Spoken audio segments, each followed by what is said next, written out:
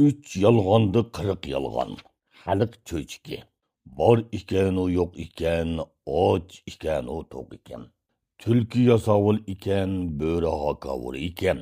G'oz kanoychi ekan, o'rdak sunoychi ekan. Qog'i qaroqchi ekan, seg'izxon yaloqchi ekan. Paqa postakchi ekan, yilon tugmanchi ekan. Ana shu zamonda bir podshoh bo'lgan ekan. U podshohning oydisi oy emas, kundisi kun emas, nihoyat chiroyli bir qizi bor ekan. Qiz buyug'i yetganda atrofdagi podshohlarning shahzodalari bas bilan qizga elchi avatishibdi. Podshoh unisimi qiz zotili unimabdi. Bir kuni podshoh qizning oldiga enik onasini kirgizib, qizini yo'qliq bo'lishga ko'ndirmoqchi bo'pti. Enik ona podshohning aytgani bo'yicha rohat farog'atdan zabuzinnatdan nag'manavodim toju taxtdan so'z ochgan ekan qiz. Men hayvondan farqlanaman, mol boylikdan ustunman. Kimki shartimni ado qilsa shuning guliman debdi. Enik ona qizning so'ziga ajablanib, xayr, nimaligini bo'lsa qani bir anglab boqay deb o'ylabdi. Ondan, xo'sh, shartingni so'zla qizim. Men bir uqay, munosib kelsa butun olamga jakar qilay debdi. Yolg'onni 40 yolg'onni ayta olgan yigitga yo'qliqni roziman. Ammo rostni yolg'on desa o'limga buyuriladi. Mening shartim shu debdi qiz. Padişah inik anadan bu gapni anglab veziri donishmanlarni chaqirib, ularga barliq shahzodalarning elchilariga qizning shu shartini aytibdi va kimki rostni yolg'on desa, beshi enindog'ligini jakarlab qo'yishni buyuribdi.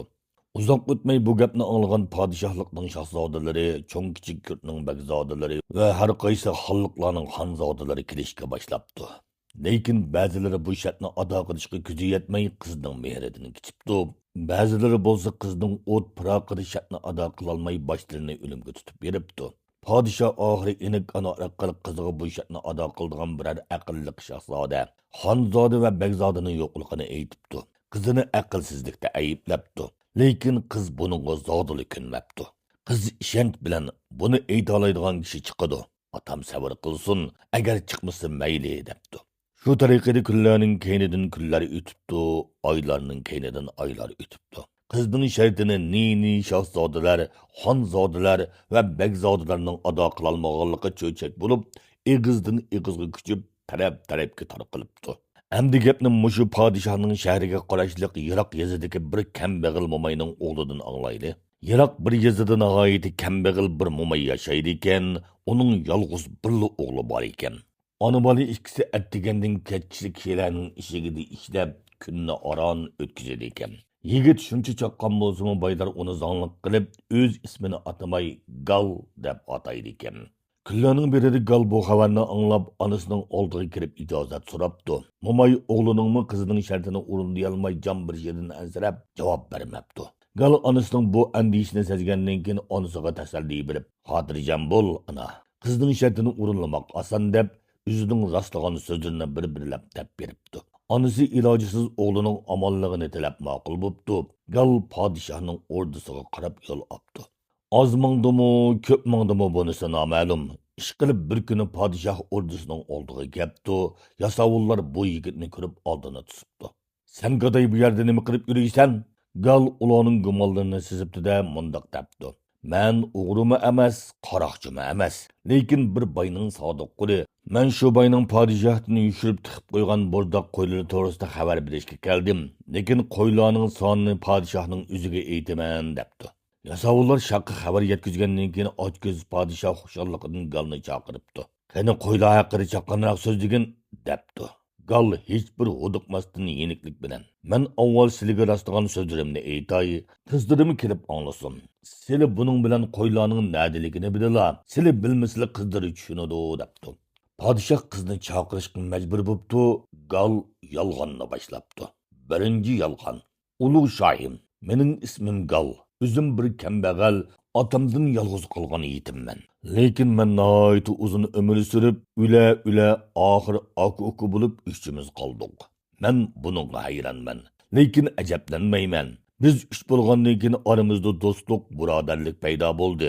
Biroq bir-birimizning kimligini bilmaydik, ham tanishmaydik.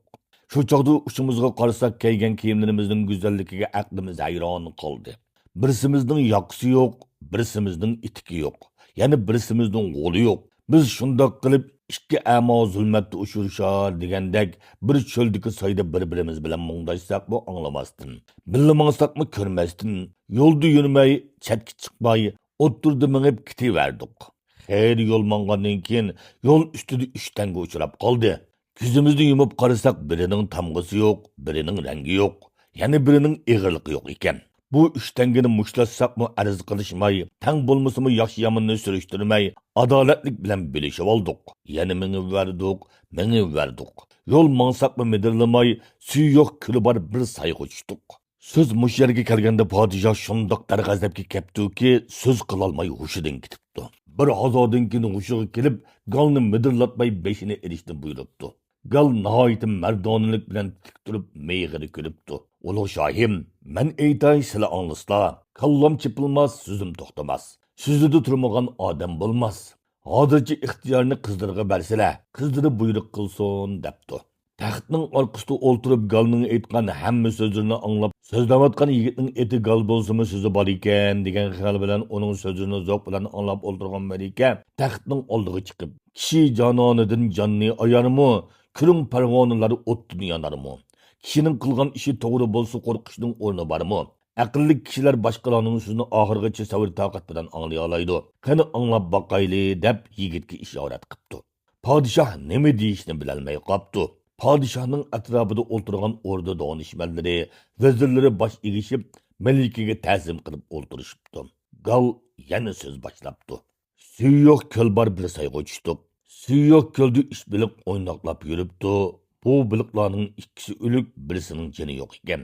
Biz heliqi biliqlarni elib, itiki yo'qning itikiga silib, soydan chiqib yo'lga tushdik. Yo'lda mangmay, yo'ldan chiqmay ketaverdik. Qarasak oldimizda 3 uy ko'rindi. Biz shu uylarga keldik. 2 uyning temi yo'q, birining o'rni yo'q. Biz o'rni yo'q uyga kirsak, 3 qozon turibdi. Qozonlarning ikkisi tuyushib, birining tuyi yo'q. İtiki yo'q akam, itikidagi jani yo'q biliqni elib, tuyi yo'q qozonga soldi. Biz uni pishirmoqchi bo'lishdik. Qarasak o'tini yo'q. Shuning uchun o't yoqmay, o'tinni aymay qolaversak, qozon qaynamay go'sh pishib, so'ngiga miliq bo'lib ketibdi. Yeb baqsak issiqmi o'tmabdi. Nima bo'lsa bo'lsin deb ishimiz raso yedik. Yegandimi bir-birimizni taklif qilishmasdan yevadik. Biroq yegan go'sht qursiqimizning bir burjikiga kelmabdi. O'ylasak qursiqimiz raso tuyib ketibdi. Ketmoqchi bo'ldik. Uydan chiqayli dedik. Eshikdan patmadik. Amalning yo'qligidan, ilojning to'laligidan tam teshikdan chiqib ketdik. Yana yo'l yurdik, yo'l yurgandimi mo'l yurdik. Yuraverib bir etizga chiqib qoldik. Qarasak unmagan chig' tuvida turalmagan tushqan yetibdi. Shexi yo'q daraxtdan putamagan chumoqni elib heliqi tushqanni raso bir uruvdik. Tushqan jim yetib, yugurgan peti ko'lamagan urug'i tushib jon berdi. Tushqanga pichoq solmay, qo'l tekkizmay so'ysak, chiqdi 10 patman go'shi, 20 patman chavosi.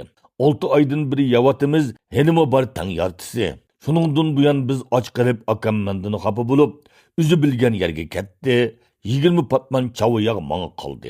Bu yog'ning hammasida churuqimni yog'ladim. Yog' churuqimning biriga yetmadi. Xayr, shundoq bo'ldi. Herib tikanman uxlabassam, bir chog'da jon zilzilga kelib, g'ovg'o ko'tarilib ketdi. Uyg'onsam churuqlarim sangi yog' tegdi, menga yo'q deb galashlashib, mushlashib, qapoqlarini yerishibdi. Sizimga ko'nmadi, maslahatga kirmadi. İloj yo'q, oxiri churuqlarimning ikki quliqidan tutib, har birini 3 shapaloqdan urib, jim turish, endi urush deb yana uyquga ketdim.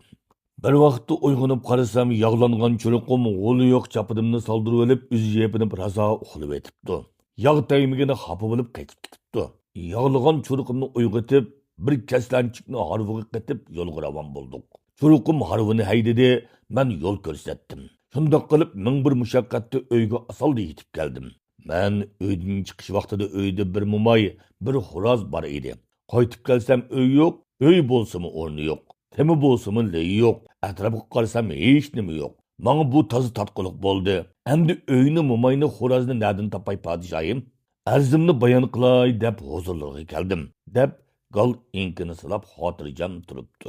Podshoh gal aytayotgan hikoyaning ma'nosiga yetolmay, atrofdagi vazir donishmandlarga qarabdi. Donishmandlardan birisi podshohga: "Galning aytganlarining hammasi yolg'on. Yolg'on aytgan kishi shoh xanjirining o'ziqidir" debdi. Qiz bu so'zga qoyib, Hürmetlik ata, galgı ruhsat qilsangiz, hikoyasining oxirini yana esa, debdi. Padişah javob bergicha gal taqsir deb so'zini boshlabdi.